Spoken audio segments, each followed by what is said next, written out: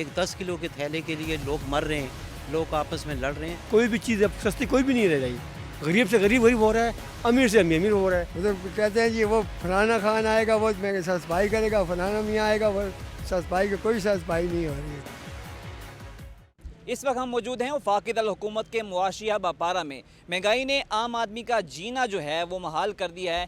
جو غریب بندہ ہے وہ مزید غریب ہوتا جا رہا ہے, اور جو سفید پوش طبقہ جسے ہم کہتے ہیں وہ تو مکمل طور پہ پس چکا ہے. اتنی مہنگائی, لوگ کہہ رہے ہیں کہ اتنی مہنگائی ہم نے 70 سال میں نہیں دیکھی جتنی اب مہنگائی ہو چکی ہے. حکمران جو ہیں وہ سابقہ حکمرانوں کو کوس رہے ہیں, اور جو سابقہ حکمران ہیں وہ موجودہ حکمرانوں کو مہنگائی کا ذمہ دار قرار دے رہے ہیں. اس مہنگائی کا ذمہ دار کون ہے, جانتے ہیں عوام سے. مہنگائی اتنی زیادہ ہو گئی ہے کہ 70 سالہ تاریخ میں اتنی مہنگائی نہیں ہوئی جو اس عرصے میں ہوئی ہے. تو میں تو ساری سیاسی جماعتوں کو, کیونکہ سب ڈرامے کر رہے ہیں, کوئی پنجاب اسمبلی کسی نے لی ہوئی ہے, کسی نے سرحد لی ہوئی ہے, کسی نے اپنی جو ہے 4-5 پارٹیوں نے اپنی جو حکومتیں کر رہے ہیں, لیکن ویسے عوام کو بیوقوف بنانے کے لیے جو ہے وہ طرح طرح کے ڈرامے کر رہے ہیں. میں تو ان سے گزارش کروں گا کہ عوام کا سوچیں, یہ نہ ہو کہ ترکی کی طرح عوام بھی باہر نکل آئے, اسی طرح یہاں بھی نکل آئیں, کیونکہ ہر چیز مہنگی ہو گئی ہے. بل جو ہے وہ آپ کے پورے مہینے تو بل ہی آتے رہتے ہیں, اور پھر بل کی اب ڈیٹ جو انہوں نے پہلے ہوتا تھا کہ 14 تاریخ کو 10 دن اور پیچھے کر کے بل 1 مہینے کا دے رہے ہیں, اور ریٹ بھی بڑھا دیے. دوسرا آٹا جو ہے وہ لوگوں کو نہیں مل رہا, کھانے پینے کی چیزیں جو آٹا تو ایک مین چیز ہے.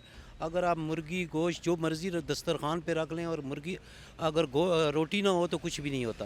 تو روٹی بھی جو ہے عوام کی پہنچ سے دور ہو گئی ہے. آٹا جو ہے وہ یہ نہیں ہے کہ ایک اسلام آباد میں نہیں ہے, پورے پاکستان میں لوگ خوار ہو رہے ہیں آٹے کے.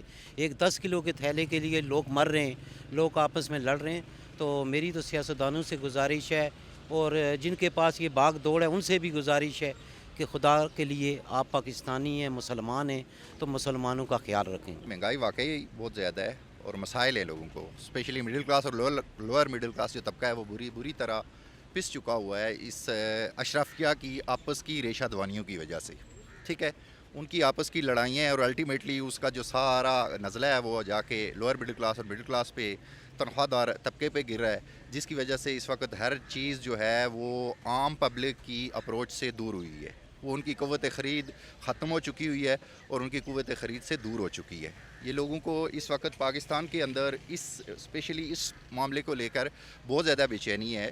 آپ جب لوگوں میں جاتے ہیں, جب آفیسز میں ایک دوسرے کے ساتھ ہم انٹریکشن کرتے ہیں, بیٹھتے ہیں, تو اندازہ ہوتا ہے کہ کس لیول پہ لوگ پریشان ہیں. میڈیسن خریدنے کے پیسے نہیں ہیں, اگر میڈیسن پہ چلے جائیں تو فیس دینے کے لیے پیسے نہیں ہیں, اگر فیس دیتے ہیں تو بجلی کا بل پے کرنے کے لیے آپ کے پاس پیسے نہیں ہیں. باقی کموڈیٹیز جو جتنے بھی ہیں وہ آؤٹ آف ریچ ہو چکی ہوئی ہیں عام پبلک کی اپروچ سے. تو اسپیشلی ان حالات میں حکمرانوں کو جتنی بھی اکراس دا بورڈ ساری سیاسی جماعتیں ہیں, ان کو ایک پلیٹ فارم پہ اکٹھا ہو کر کے, اگر وہ اخلاص اور مخلص ہے, اس عوام کے ساتھ مخلص ہے, جس کا وہ نعرہ لگاتے ہیں اپنا جب وہ ووٹ لینے آتے ہیں, تو اس پوزیشن کو دیکھتے ہوئے ان کو اس وقت ڈیلیور کرنا چاہیے. گورنمنٹ اور جو ہمارے بڑے سرمایہ دار لوگ ہیں ان نے جو ہے نا ذخیرہ اندوزی کی ہوئی ہے. آٹا ملک میں گندم موجود ہے, لیکن انہوں نے ذخیرہ اندوزی کی ہے. مارکیٹ میں آٹا نہیں آ رہا ہے, وہ بڑے لوگوں کو دیتے ہیں اور غریب لوگوں کو دیتے ہیں. یوٹیلٹی اسٹوروں میں بھی آٹا نہیں آتا ہے, راستے سے بلیک ہو جاتا ہے.